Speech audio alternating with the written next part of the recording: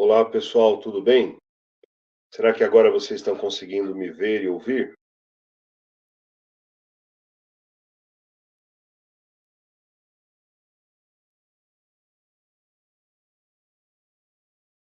Olá, pessoal, tudo bom? Nossa, hoje a coisa está difícil aqui, hein?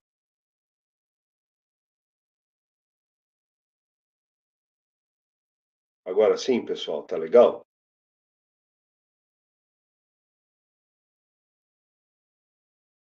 Gente, queimou meu computador agora, vocês acreditam nisso? Agora sim?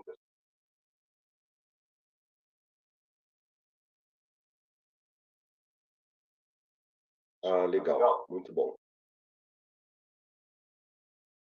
Bom, eu estou fazendo a transmissão agora do celular e não sei como é que vocês estão me vendo, não sei como vocês estão ouvindo, também não sei se está legal essa transmissão.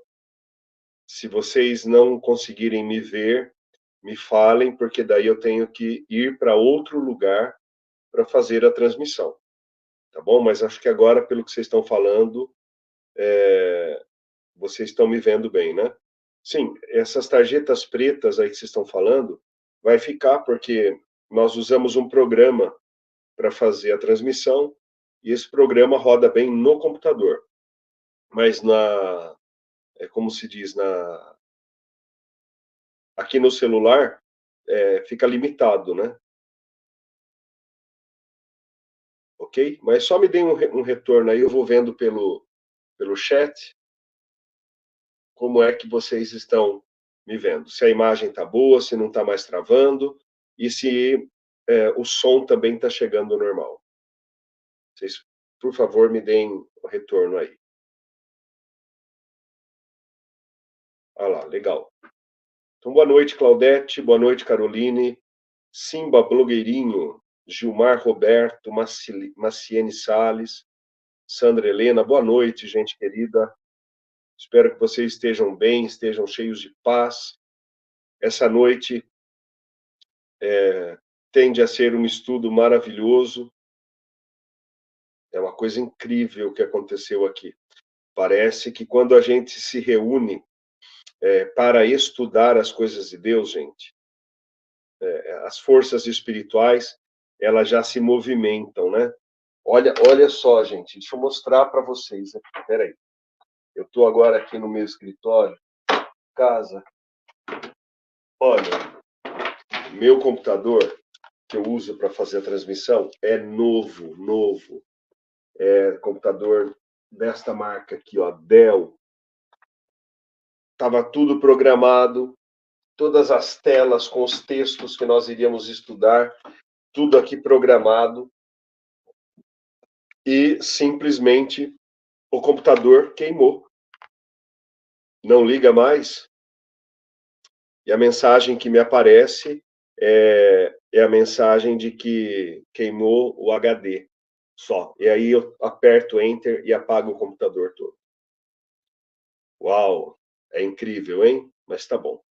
Acho que vocês estão me vendo legal, né? Eu não estou tendo muita noção de como a imagem sai aí para vocês, mas nós vamos então fazer o estudo inicial de Gênesis.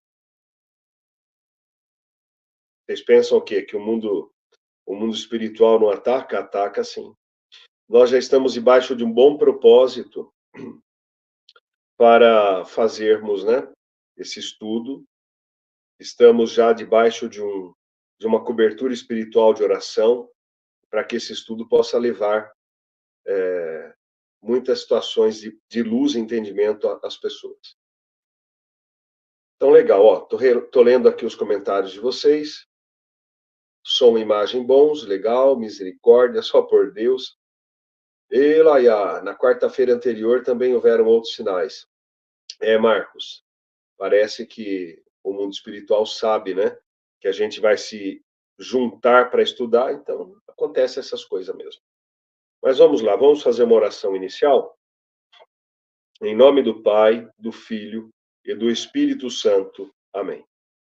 Senhor Todo-Poderoso, em nome do teu Filho Jesus Cristo, Eu peço a luz e a graça, o domínio do Espírito Santo.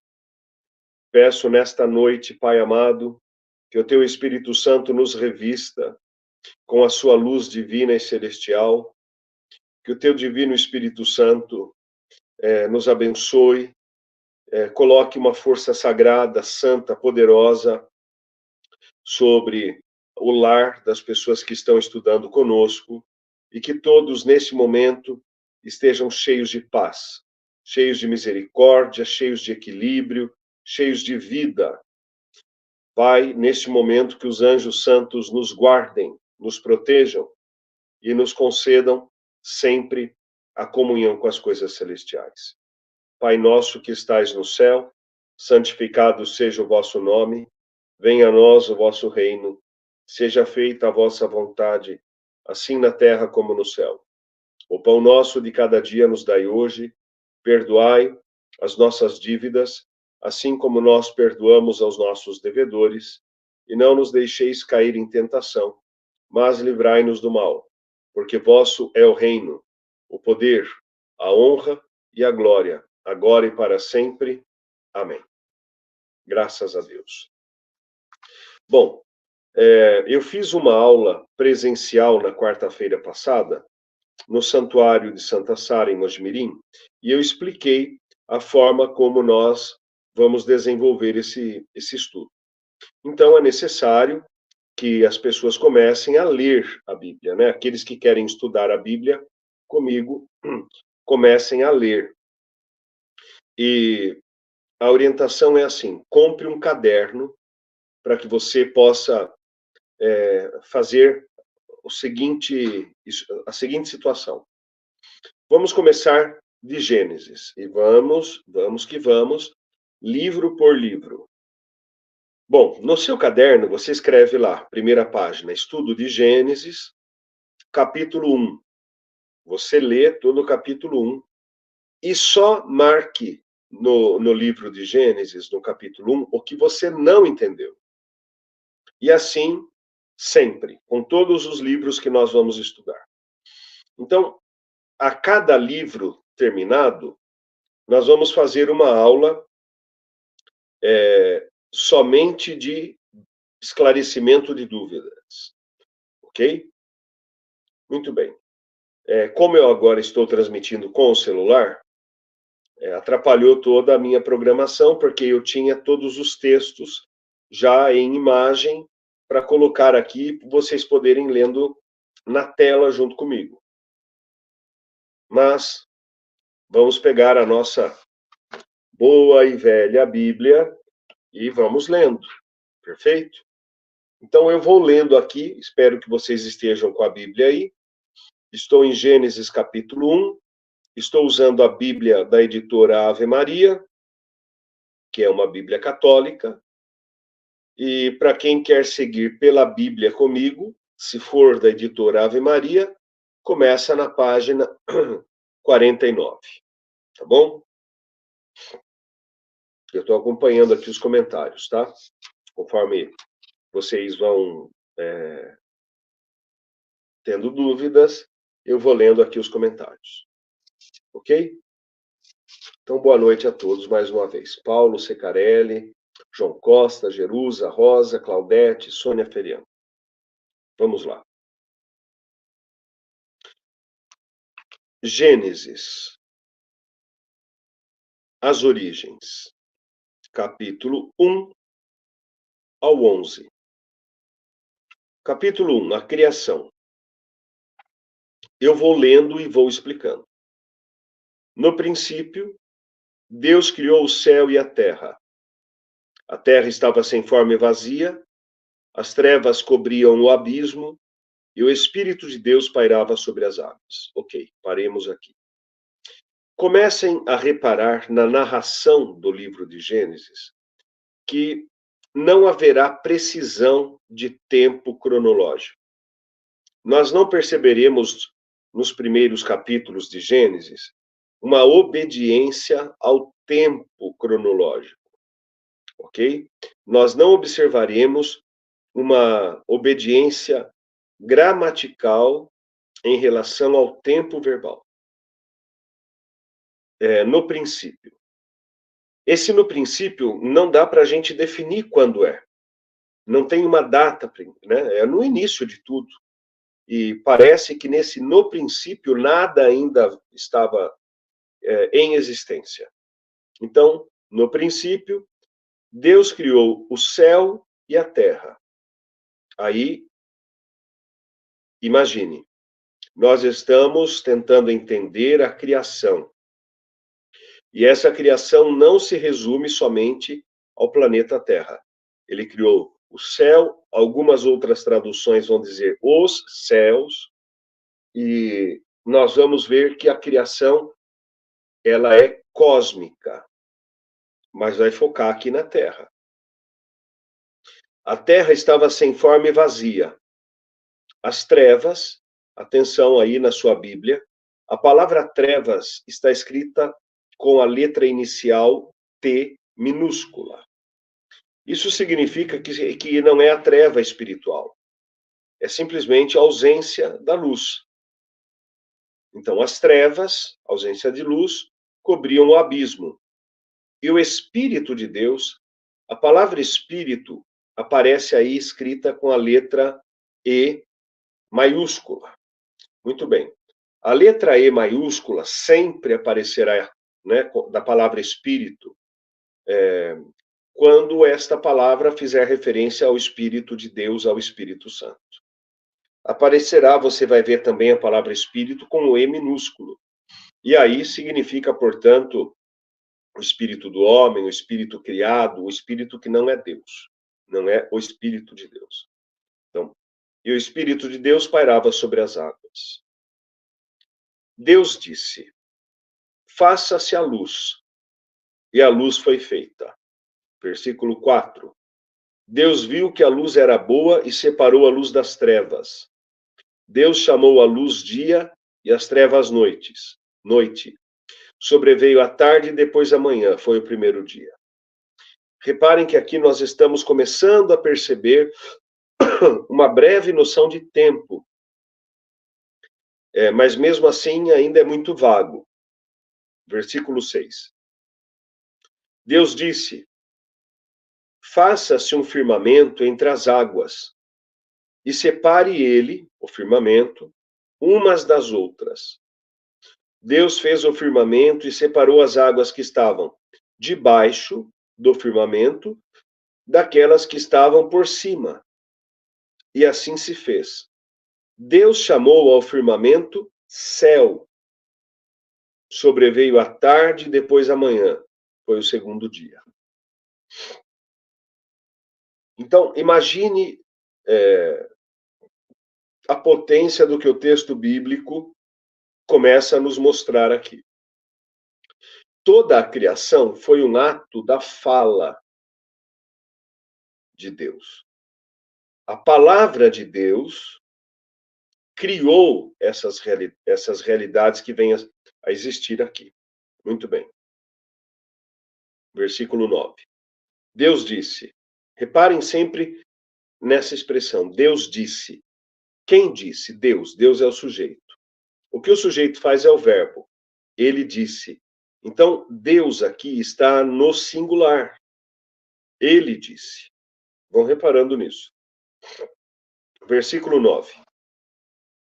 Deus disse: que as águas que estão debaixo do céu se juntem no mesmo lugar e apareça o elemento árido. E assim se fez. Deus chamou ao elemento árido terra, e ao ajuntamento das águas mar. E Deus viu que isso era bom. Vocês estão começando a entender a separação dos elementos e a criação do planeta na configuração que hoje nós mais somos acostumados, né, a entender. Continente, mares, oceanos. A Bíblia não vai falar oceanos aqui, mas, enfim, nós temos a noção. Versículo 11. Deus disse: produza a terra plantas, ervas, que contenham semente e árvores frutíferas, que deem fruto segundo a sua espécie, e o fruto contenha a sua semente. E assim foi feito. A terra produziu plantas, ervas que contêm sementes segundo a sua espécie, e árvores que produzem frutos segundo a sua espécie, contendo o fruto a sua semente. E Deus viu que isso era bom. Sobreveio a tarde, depois a manhã, foi o terceiro dia. O tempo já fica mais marcado. Mas atenção aqui ainda. Versículo 14. Deus disse: Façam-se luzeiros no firmamento do céu, lá em cima, no firmamento do céu, para separar o dia da noite, que sirvam eles de sinais e marquem o tempo, os dias e os anos. E resplandeçam no firmamento do céu, para iluminar a terra. E assim se fez. Deus fez dois grandes luzeiros, o maior para presidir o dia e o menor para presidir a noite. Fez também as estrelas. Paramos aqui.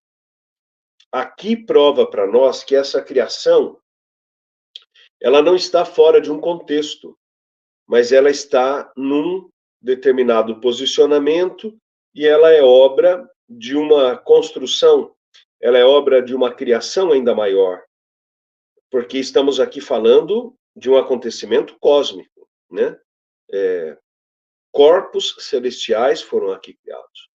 Então, quando estudamos a situação da criação, você precisa entender que a criação não é só do planeta Terra. É uma criação do cosmo, do cosmo. Reduzir Deus somente à visão do Criador da Terra é não entender nada da criação. Nós vemos maravilhas aqui na Terra, mas não foi essa única, exclusiva, a criação do Pai. A criação do Pai é o universo. É o universo. Ok? A Terra está no universo. Deus, mais para frente, né, eu vou citando passagens, mas em Hebreus capítulo 1, por exemplo, há uma revelação impressionante. Que o Senhor Deus constituiu Jesus Cristo herdeiro universal. E que ele, Jesus Cristo, sustenta o universo com o poder de sua palavra. Então, a obra de Deus é cósmica. Ela não é terrena somente, terrenal somente. E a obra que o Senhor Jesus veio realizar na Terra é uma obra, digamos assim, de equilíbrio, de salvação dentro do planeta, mas que equilibra o planeta em relação a toda a criação. Perfeito? Continuando, versículo 17. Deus colocou-os no firmamento do céu para que iluminassem a terra, presidissem o dia e a noite e separassem a luz das trevas. E Deus viu que isso era bom. Sobreveio a tarde e depois a manhã. Foi o quarto dia. Versículo 20. Deus disse: Pululem as águas uma multidão de seres vivos e voem aves sobre a terra, debaixo do firmamento do céu. Olha a noção que ele está dando aqui. Debaixo do firmamento do céu. Como se fosse a atmosfera, né? Enfim. 21. Deus criou os monstros marinhos e toda a multidão de seres vivos que enchem as águas, segundo a sua espécie. E todas as aves, segundo a sua espécie. E Deus viu que isso era bom. E Deus os abençoou. Frutificai, disse ele, multiplicai-vos, e enchei as águas do mar, e que as aves se multipliquem sobre a terra. Sobreveio a tarde, depois a manhã, foi o quinto dia.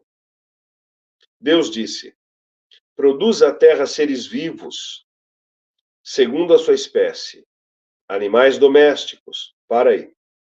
Olha que coisa interessante. Não havia ainda criado o homem, né?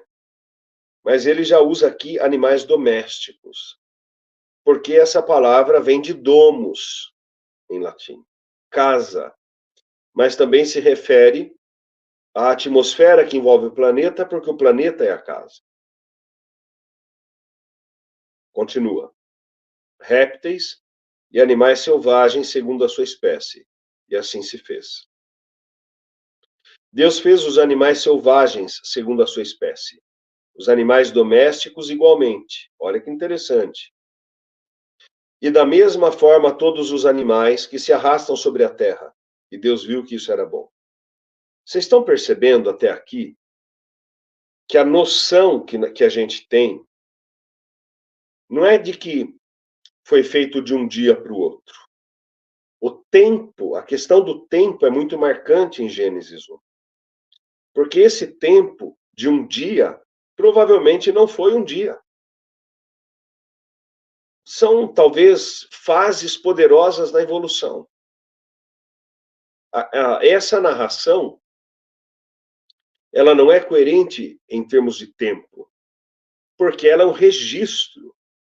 E esse registro, ele nos mostra de uma maneira muito resumida, se formos analisar com critérios, né, literários, até pobre, porque está omitindo aqui informações, porque não estava trabalhando essa narração como nós conhecemos, com começo, meio e fim, mas é uma maneira de relatar de forma codificada, até em coisas até ocultas aqui, como o Senhor Deus criou, né? E uma coisa interessante, a quem é estudioso, é sempre comparar a Bíblia cristã católica com o livro da Torá, porque lá é uma tradução mais próxima, digamos assim, do original, né? É o tempo de Deus diferente do tempo humano. Agora, atenção, vamos no versículo 26. Então Deus disse, reparem, Deus tem esse nexo, né, gramatical. Então Deus disse. Então Deus é o sujeito, o que o sujeito fez é o verbo, ele disse. Ok? Atenção. Deus é ele, terceira pessoa do singular. Agora atenção aí, ao que ele disse. Façamos o homem a nossa imagem e semelhança. Interessante, né? Esse façamos é no plural, façamos. Façamos nós quem? Esse façamos de uma maneira a ser revelada ainda nos próximos livros, mas de uma maneira muito clara o Senhor Jesus revela isso no último capítulo do Evangelho de Mateus. Pai, Filho, Espírito Santo. Façamos. O Pai é o Criador, e a potência é tão grande que ele cria na força da sua mente. E quando a criação está na mente de Deus pensada, e quando o Pai verbaliza a palavra verbalizada pelo Pai é o Verbo. João, no Evangelho de João, capítulo 1, vai revelar lá, né? E no princípio era o Verbo, e o Verbo era Deus, e o Verbo estava com Deus, e nada se fez sem ele. Então, esse verbo é o logos, né? Em grego, palavra, verbo. É o verbo que cria. Este verbo que cria, segundo a Bíblia diz, chegado o tempo, ele se encarna por obra do Espírito Santo entre nós humanos, para nos mostrar de maneira mais completa a mente do Pai. Porque o Senhor Jesus já revelou no Evangelho que tudo o que ele veio ensinar não é dele, mas é a mente do Pai. Tá bom? É a mente do Pai. Ok. Continuando, então. Façamos o homem a nossa imagem e semelhança. Olha só. Imagem e semelhança. E Deus já declara ao fazer o homem que ele reine sobre os peixes do mar, sobre as aves do céu, sobre os animais domésticos e sobre toda a terra, e sobre todos os répteis que se arrastam sobre a terra. Então, a primeira vontade é de que o homem reine e domine toda a criação terrenal. A primeira revelação é que Deus criou a terra para o homem. Tá? Versículo 27. Deus criou o homem à sua imagem. Criou a imagem de Deus. Criou o homem e a mulher. E a mulher. Mas vocês entenderam aqui que até então não apareceu aquela narração de que Deus mandou sono ao homem e tirou do homem uma costela. Perceberam isso? Deus cria o homem e do homem a mulher, mas aqui, neste texto, até então, versículo 27, não está narrando isso.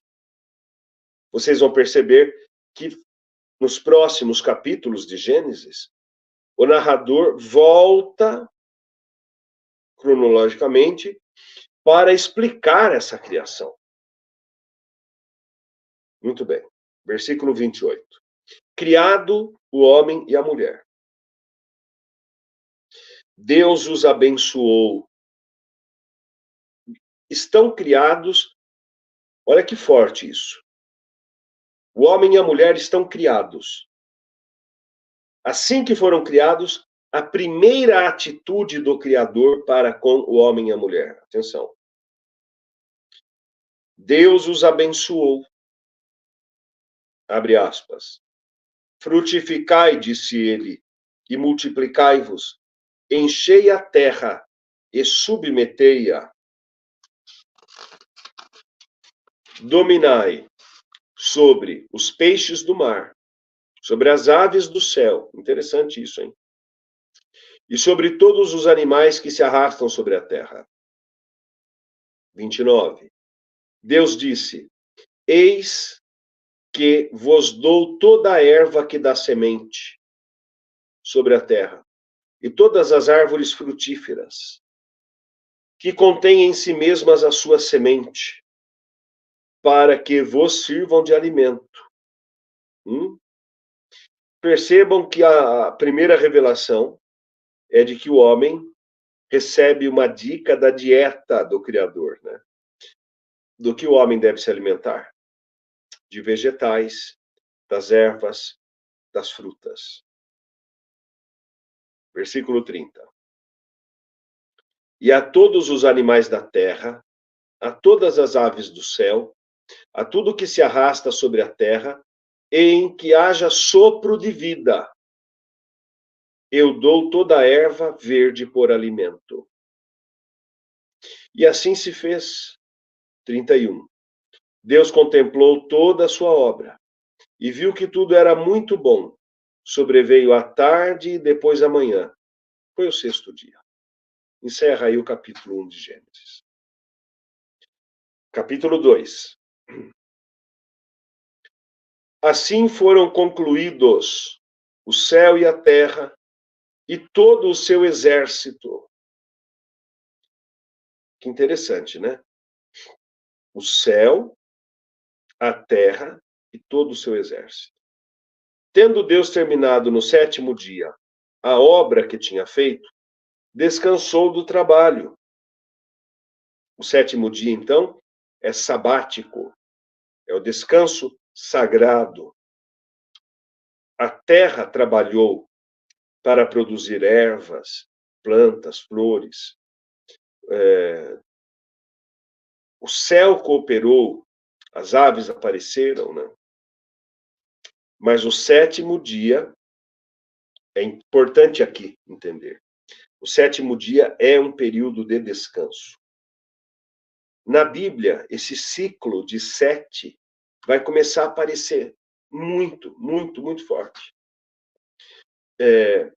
E há um período de 7 anos é um período chamado período de Shemitah.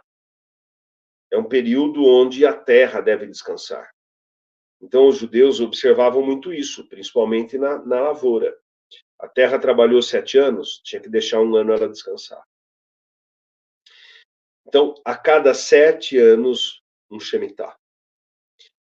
São 7 dias. São 7 os dons do Espírito Santo. São 7 os dias da semana. Enfim, vai aparecer muita coisa aí com o número 7. Né? Muita informação. Mas guardem isso. O 7º dia é sagrado. É um período para parar, descansar,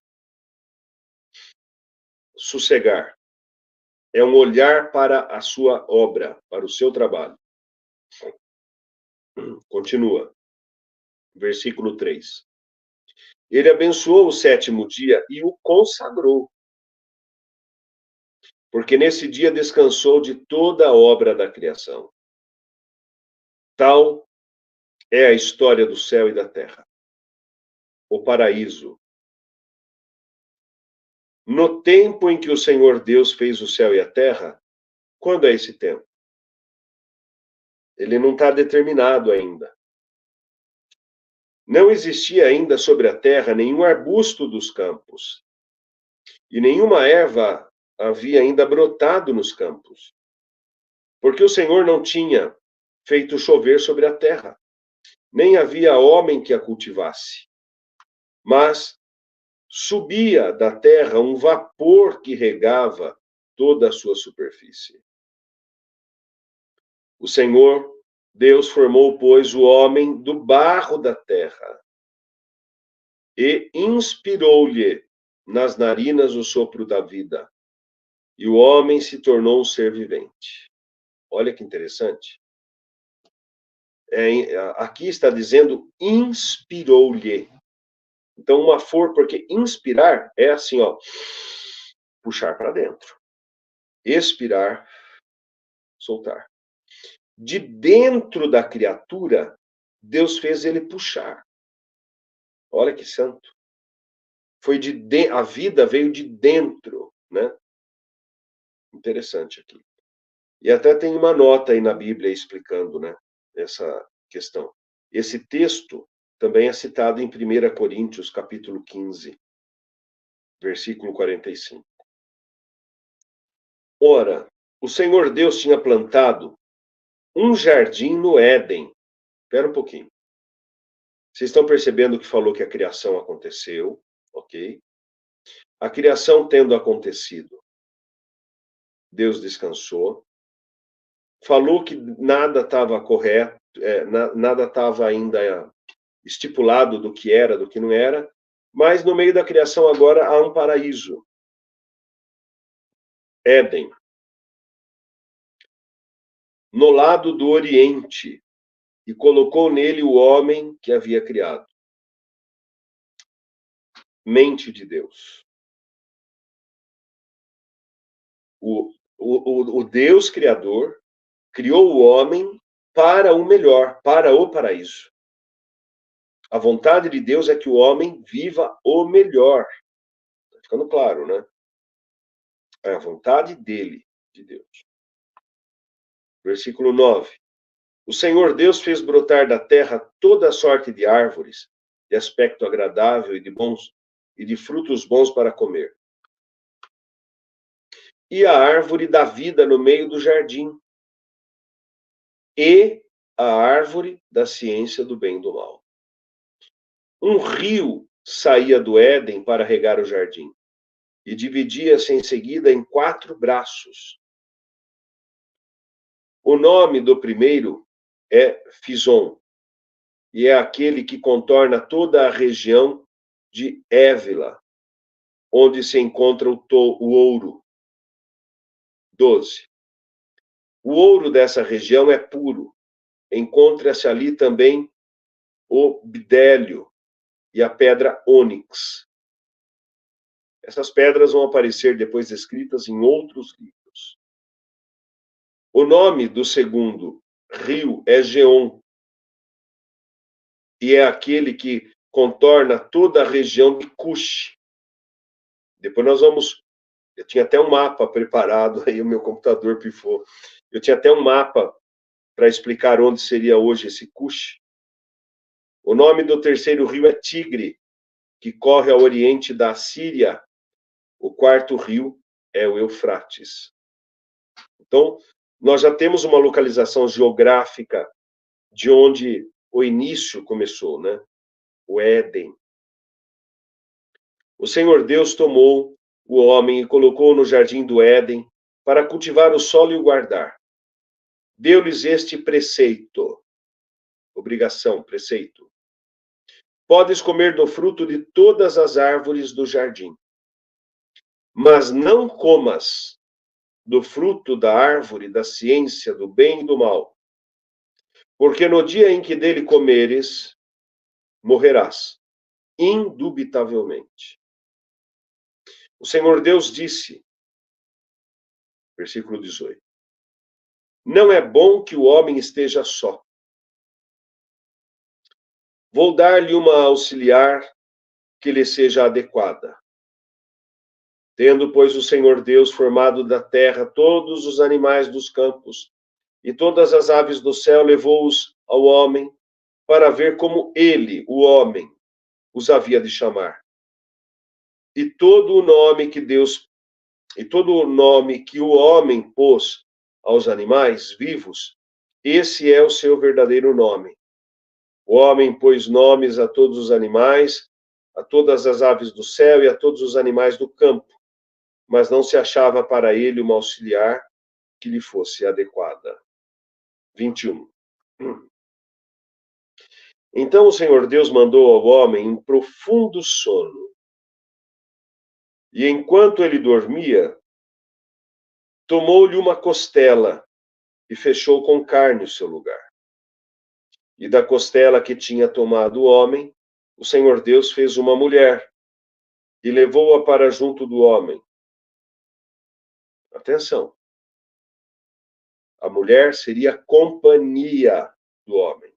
Atenção. Eis agora aqui, disse o homem, o osso de meus ossos e a carne de minha carne. Ela se chamará mulher, porque foi tomada do homem. Por isso o homem deixa o seu pai e a sua mãe para se unir à sua mulher, e já não são mais que uma só carne. Assustador, porque nós repetimos isso ainda hoje nos rituais do sacramento do matrimônio. Os judeus também têm no ritual que eles fazem da celebração de casamento. Eu celebrei uma vez um casamento ecumênico, um noivo católico e noiva judia. E também já celebrei o contrário. Olha que interessante. Não havia ainda noção de povo. Deus criou o homem para colocá-lo no Éden. No Éden, Deus colocou também com a mulher. Mas agora, olha que coisa interessantíssima. Já tem aqui uma revelação. Por isso o homem deixa seu pai e sua mãe para se unir à sua mulher. Que interessante isso. Então, aqui várias pessoas, estudiosos, né, da Bíblia, eles até vão levantar questionamentos. Será este Adão e Eva realmente o primeiro homem, ela, a primeira mulher? Ou Adão, num termo mais abrangente, pode significar todo homem, toda mulher? Considerando que, até nos livros proféticos, e até em outras situações, quando Deus se revela, ele se revela sempre para o coletivo. Deus se revela para um povo, para a humanidade.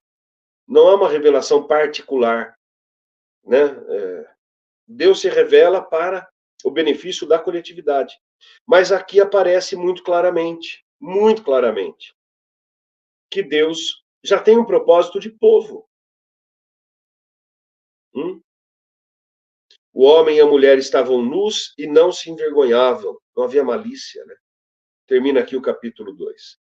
Eu estou achando vocês muito quietinhos aí, gente. Como é que vocês estão entendendo? Está ficando claro a leitura? Posso prosseguir? Alguém tem dúvida até aqui? Coloquem aí nos comentários.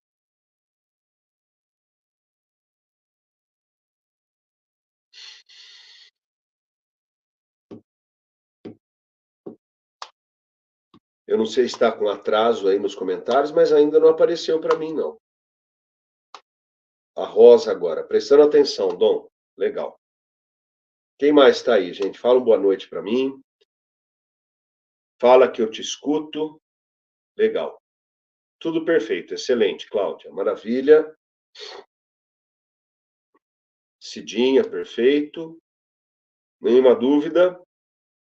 Vocês perceberam que não há ainda uma cronologia?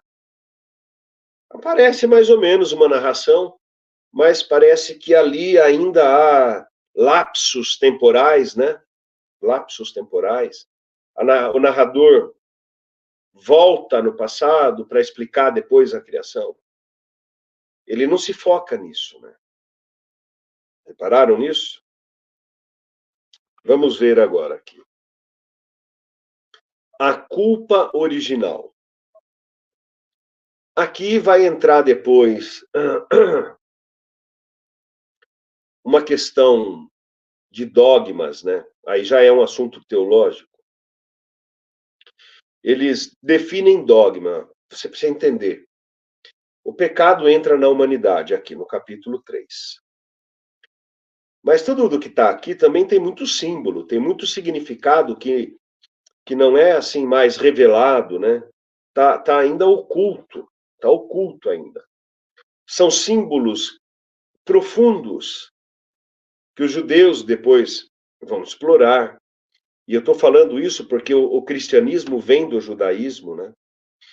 Então, é aqui importante considerar essa situação. Vamos definir dogma. Dogma é uma verdade. Abre aspas, gente, abre aspas.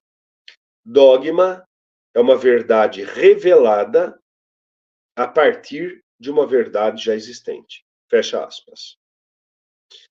A verdade existente, então, é a Bíblia. Ela é o registro da revelação de Deus.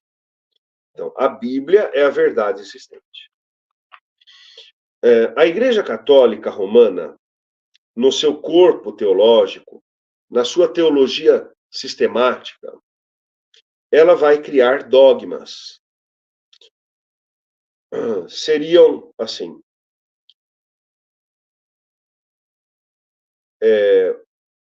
o líder da Igreja Romana, o Papa, lê e o que ele entende pode ser uma revelação pessoal para ele. E aí ele cria dogmas, por exemplo. Então, o dogma é uma, entre aspas, eu estou me perdendo na câmera aqui, é uma verdade revelada a partir de uma verdade já existente. Ou seja, é um entendimento extra-bíblico, fora da palavra, mas que de alguma maneira eles vão querer embasar na palavra. Perfeito? Então, a Bíblia, por ela mesma, ela não fala, por exemplo, do purgatório. O purgatório é um dogma criado a partir de um trecho que eles leram e criaram essa concepção. Outra coisa muito polêmica é na figura de Maria, mãe de Jesus. A Bíblia não diz que ela é virgem eterna.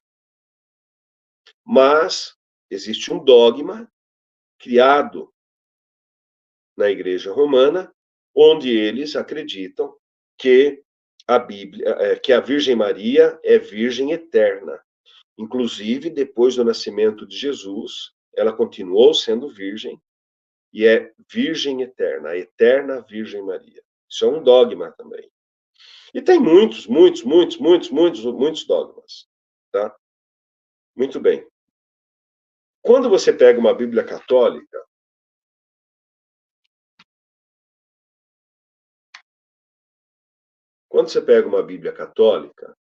você vai ver que eles colocam até o título, tá vendo? Olha aí. Coisa que no original é um texto corrido, não tem título. Essa subdivisão entre os capítulos, acrescentando título entre um capítulo e outro, é para localizar mais ou menos um texto bíblico que depois servirá para corroborar o dogma criado. Ok? Então vamos ler o capítulo 3. Acho que dá para fazer mais o 3 hoje. Eu, na verdade, queria fazer até o 11 hoje, queridos. Mas eu tinha todos os textos preparados, estavam todos no StreamYard, que é o programa que a gente usa para fazer, e deu possessão diabólica no meu computador, queimou. Vou ter que comprar outro agora, porque esse outro que eu tenho de mesa aqui não é muito antigo, já não funciona. Vamos lá, vamos fazer o capítulo 3 ainda hoje. Aí a gente já vê algumas dúvidas e encerramos. Porque eu preciso mostrar textos na tela para vocês, tá bom? Capítulo 3. Bíblia Católica, então, tem um subtítulo, né? A culpa original. Começa já situando assim, ó. A serpente era o mais astuto de todos os animais do campo que o Senhor Deus tinha formado. Ela disse à mulher: opa, pera um pouquinho.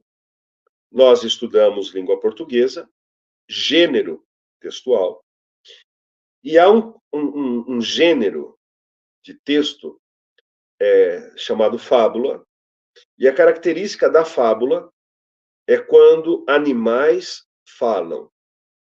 Então, esse capítulo 3, ele meio que se apresenta a nós no estilo de fábula.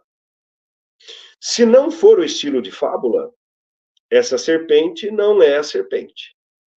Então, porque até aqui não falou do espírito maligno, perceberam? Capítulo 1 e 2 não falou do espírito do anjo caído e nem nos apresentou ainda o mundo espiritual de uma maneira entre bem e mal. Atenção agora. A serpente era o mais astuto de todos os animais do campo que o Senhor Deus tinha formado. Ela disse à mulher: é verdade que Deus vos proibiu comer do fruto de toda árvore do jardim? A mulher respondeu-lhe, atenção, mulheres. A mulher respondeu-lhe: podemos comer do fruto das árvores do jardim, mas do fruto da árvore que está no meio do jardim, Deus disse: vós não comereis dele, nem os tocareis, para que não morrais. 4. Oh, não, tornou a serpente, vós não morrereis? Mas Deus bem sabe que no dia em que dele comerdes, vossos olhos se abrirão, entendimento espiritual, e sereis como deuses. Atenção aqui. Sempre o maligno, né? Quando a gente se refere ao maligno, irmãos, nós não falamos o nome dele, né? Mas nós nos referimos ao maligno como Satanás, diabo, demônio. Essas palavras são de origem grega e elas não são substantivos gregos, né? São adjetivos. Em alguns casos, o adjetivo pode ser substantivado para designar talvez um ato de ser. Mas a palavra Satanás, a palavra diabo e a palavra demônio são adjetivos gregos, ok? E então vamos ver. A palavra Satanás, do grego Satanas, a palavra diabo, diabolos, e demônio, daimon. Diabo, diabolos, aquele que quebra, aquele que rompe. Então, adjetivo. Demônio, daimon, o inimigo, o que se opõe, o opositor, o que causa desentendimentos.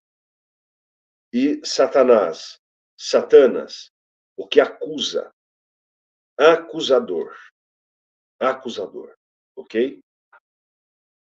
Esta é a árvore do conhecimento do bem e do mal, Rosa.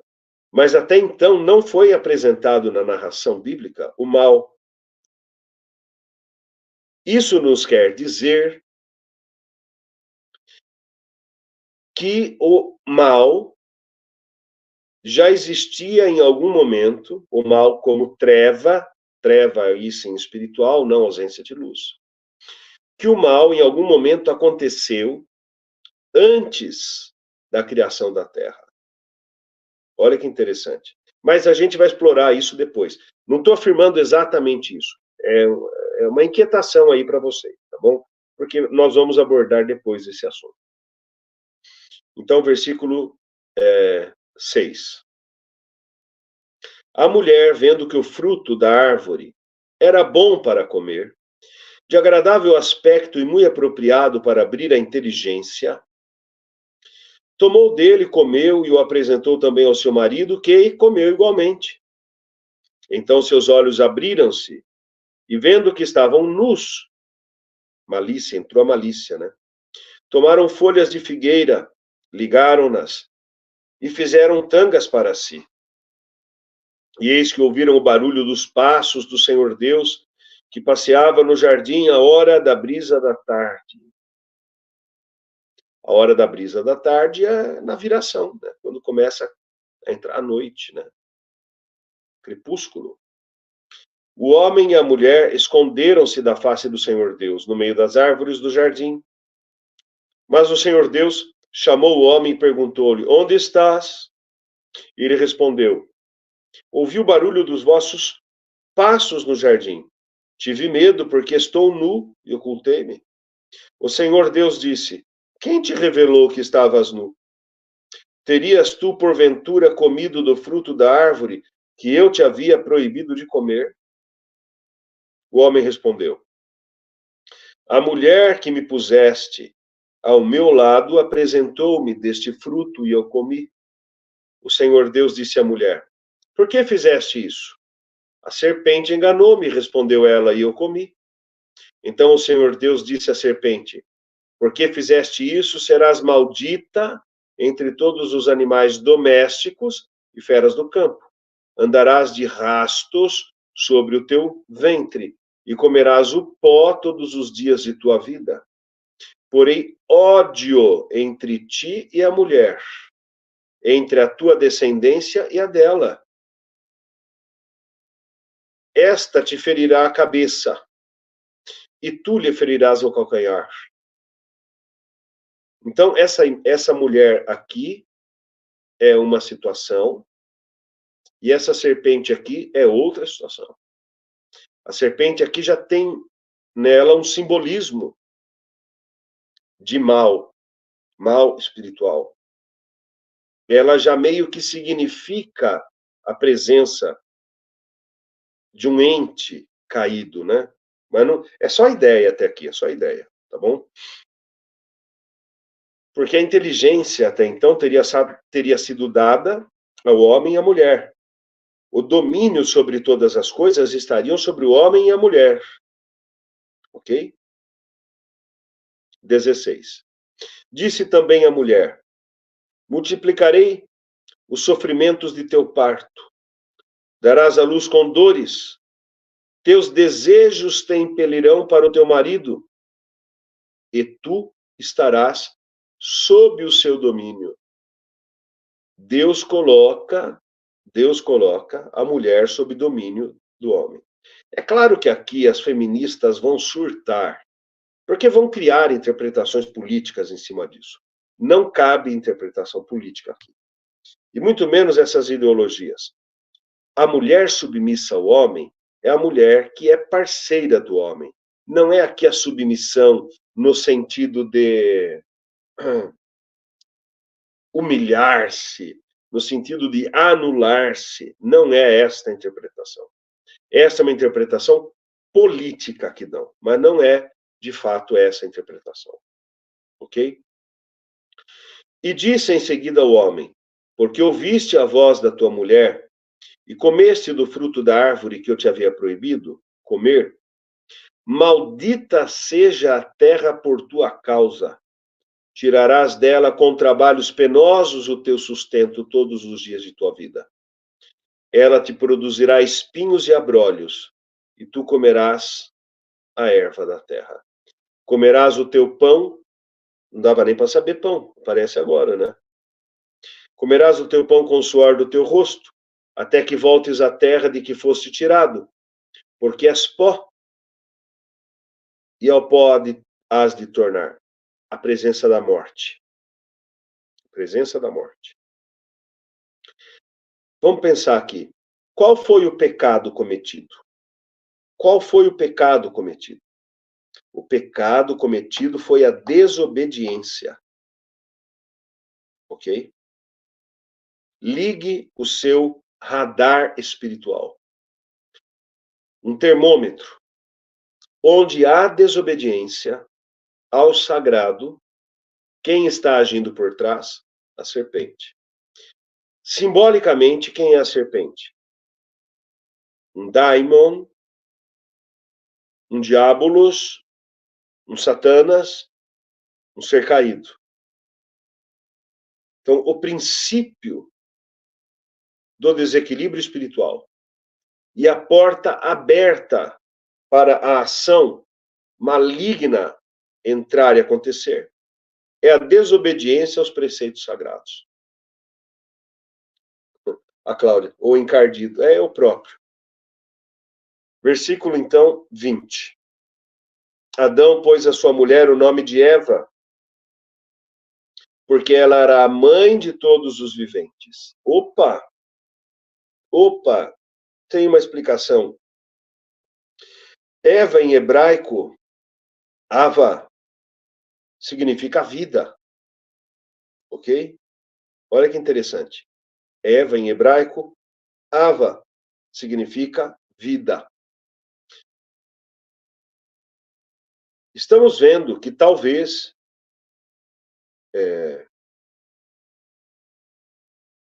toda mulher, né? Eva, então, toda mulher. Poderia já existir um grupo de seres humanos, que até então é muito simbólico isso, né? Enfim. Vamos ler o texto para depois buscarmos contexto. Ou tinha mais povos também. Não sei dizer assim se eram povos, né? Mas um aglomerado, um ajuntamento inicial de gente. Ok, vamos ver. Não estamos interpretando. O Senhor Deus fez para Adão e sua mulher umas vestes de peles e os vestiu. E o Senhor Deus disse: eis que o homem se tornou como um de nós. Novamente, Deus fala nós. Deus não estava sozinho, né? Haviam outras pessoas. Tanto é que dizemos, né, na Santíssima Trindade, são três pessoas, como que é? Um só Deus em três personalidades distintas, né? Pai, Filho e Espírito Santo. Conhecedor do bem e do mal. Agora, pois, cuidemos que ele não estenda a sua mão e tome também do fruto da árvore da vida, e o coma e eu viva eternamente. O Senhor Deus expulsou-os do jardim do Éden, para que ele cultivasse a terra de onde tinha sido tirado. Expulsou. Atenção agora. Atenção agora. E colocou-os ao oriente do jardim do Éden. Querubins, armados de uma espada flamejante, para guardar o caminho da árvore da vida. Querubins. Vamos ver. Então começaram a aparecer aqui seres espirituais. Querubins, um dos tipos de anjos, né? Perdão. Segundo São Diniz Areopagita, um dos primeiros estudiosos que organizou o entendimento, do mundo espiritual, o coro dos anjos. Os anjos estão organizados em 3 coros. Nós temos 9 categorias de anjos, organizados em 3 coros.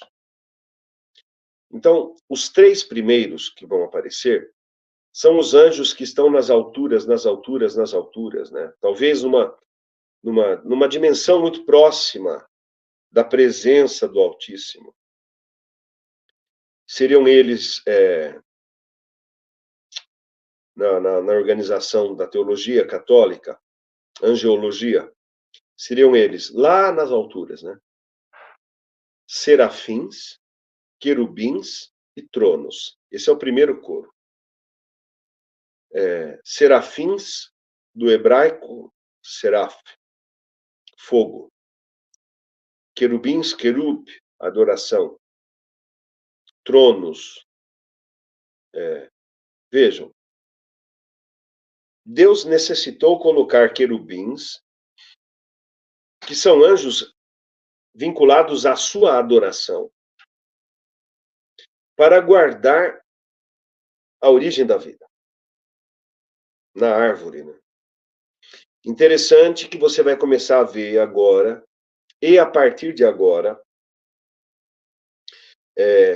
que o mundo espiritual começa a ser manifestado de forma armada. Deus coloca querubins com espadas flamejantes. Uau! Anjos armados. Quando você olha para todas as religiões da Terra, você vai ver que, na grandíssima maioria delas, os seus símbolos religiosos são retratados de forma armada. Então, os anjos com armas, São Miguel com espada. Se você pega a imagem de Santo Expedito, uma espada e um escudo. Se você pega a imagem de São Sebastião, flecha. Se você pega a imagem de Nossa Senhora da Defesa, muito conhecida na Itália, ela segura uma espada. Enfim, se você pega, por exemplo, tem um santo italiano que é protetor de pessoas que trabalham com armas, né? Pessoas, eu estou me perdendo aqui na câmera. Pessoas que têm armas. São Gabriel Possente. São Gabriel Possente. Ele é patrono dos atiradores de elite. Olha que interessante. Se você sai do catolicismo e pega, por exemplo, o hinduísmo, os deuses lá também aparecem em suas imagens segurando armas espirituais. Se você sai do hinduísmo e vai, por exemplo, para o candomblé, as imagens dos orixás também aparecem segurando ferramentas, né? Eles falam ferramentas, mas pode ser armas. Eu não vou saber os nomes corretos, mas tem um orixá que segura um machado na imagem do candomblé. Eu estava vendo no Google. Tem um outro orixá que aparece segurando um raio. Tem um outro orixá que aparece segurando uma lança. Aí você sai do candomblé, vai para a Umbanda, mesma coisa. Os espíritos da Umbanda, que representam para eles o mundo espiritual, também são representados de forma armada. Se você pega a santeria em Portugal, também apresentam entidades armadas. Se você pega outras religiões, agora estão falando até de uma pseudo-espiritualidade que vem do espaço com alienígenas, né? Então, eu estava vendo isso. Então, os alienígenas também já vêm com armas, né? Olha que interessante. O mundo espiritual será retratado de maneira armada. A nação de Israel, as tribos de Israel, também fizeram armas por instrução do mundo espiritual. Então, essa questão de armas indica briga, porque quem tem arma defende-se, né? Olha o que está acontecendo agora na Venezuela, todo um caos por causa da eleição, o povo oprimido e ninguém tem arma, ninguém pode reagir. Então, é claro que, por influência do mundo espiritual, que é apresentado de forma armada nas diferentes religiões em volta do globo, nós vamos ver que as pessoas também entendem que as batalhas aqui debaixo do planeta, né, aqui na Terra, que as batalhas aqui da Terra, elas também acontecem num nível de batalha espiritual, ok? Só uma curiosidade, né, uma reflexão. João Costa, Dom, poderíamos entender assim três pessoas da Santíssima Trindade? Sim, Pai, Filho e Espírito Santo. O Pai é considerado o Criador e o sustentador de tudo. Ele é visto como a fonte de todo o ser. É a primeira pessoa da Trindade. Jesus Cristo é o Verbo que se fez carne, nascido da Virgem Maria. O Espírito Santo é o Consolador enviado por Jesus aos seus discípulos após sua morte e ascensão. O Espírito Santo guia, ensina e força. Sim, isso tudo é entendimento, mas dá para aprofundar ainda muito mais, né? É como se Deus Pai, o Criador, criasse tudo só com a palavra. E a palavra é Jesus. E o Espírito Santo não está separado dos dois, ele procede do Pai e do Filho para vivificar, ou derramar vida mesmo, né? Sobretudo, enfim, é uma coisa muito profunda. Mas, enfim, dá para ter uma noção aqui, né? É o que tenho lido, Dom. Estou no caminho certo? Sim, está no caminho certo, mas essa noção vai aparecer depois, muito claramente, no Novo Testamento, nos Evangelhos. É porque na missa também a gente lê e já comenta tais coisas, né, doutor João? Mas o entendimento, sim, é esse. Perfeito? Comentários de vocês até agora, por favor. Fiquem à vontade aí para fazer. Terminamos aqui o capítulo 3.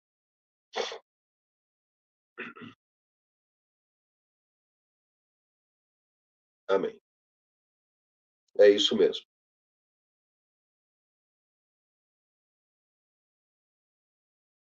E aí, gente, o que vocês acham dessa situação de a gente vai lendo, explicando?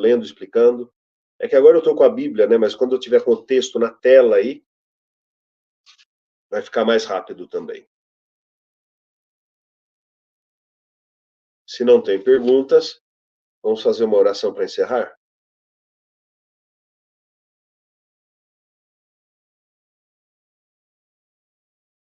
Ou está todo mundo assistindo essa aula já deitado no sofá, hein, gente? Ah, Cláudia, achei uma aula bastante clara, entendível, legal. Rosa, como já li mais capítulos, ficou claro. Claudete, ótimo, legal. Marcos Alex, muito bom. Legal, muito bom, gente, muito bom. A palavra de Deus, a Bíblia, ela é fantástica, viu? Ela é muito fantástica. É muito, muito, muito poderoso ler. Porque você vai conhecer a mente do Criador, né?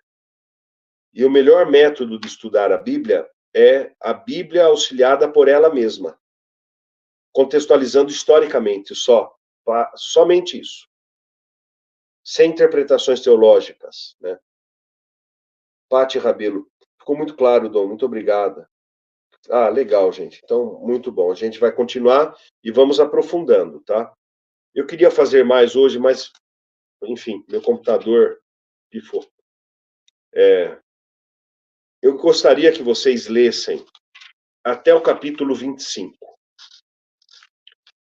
Nós vamos ler até o capítulo 25. Do capítulo 25 em diante, aí eu faço uma outra aula.